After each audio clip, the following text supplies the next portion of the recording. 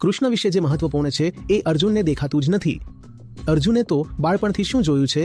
તેણે શ્રી કૃષ્ણને વાંસળી વગાડતા જોયા છે, ક્યારેક અહીં જોયા, ક્યારેક ત્યાં. શ્રી કૃષ્ણની બહેન તરફ આકર્ષિત થઈ ગયો તો કૃષ્ણને જ કહ્યું તો શ્રી કૃષ્ણ પણ બોલ્યા, ઠીક છે, કરું છું વ્યવસ્થા. એવી તો બંનેની વચ્ચે દોસ્તી.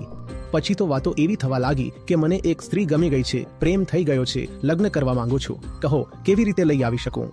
અને તારા બધા યાદવ ભાઈબંધો મંજૂરી આપશે નહીં. ત્યારે શ્રી કૃષ્ણ કહે કે ચાલ પછી આવું કરીએ ને, એ રોજ સવારે મંદિર જાય છે ને, એ જ તક છે.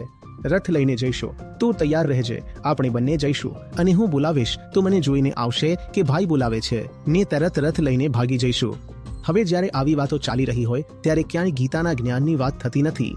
એટલે અર્જુનને લાગ્યું હશે કે કૃષ્ણ તો મારા જેવા જ છે, કારણ કે આવી જ વાતો કરી છે અમે બંને. તો સમજદાર લોકોએ કહ્યું છે ને કે જ્યારે કોઈ આવે છે ને સત્યનો પ્રેમી, તો સૌથી વધુ દુર્ભાગ્ય એનું હોય છે જે એની આસપાસના હોય. કહેશે, આ ક્યાંથી એટલું બધું જ્ઞાન લઈ આવ્યો? કૃષ્ણની સચ્ચાઈ એની દેહમાં નથી છુપાયેલી, ન તો તેના જીવન ચરિત્રમાં. કૃષ્ણની સચ્ચાઈ ગીતા છે,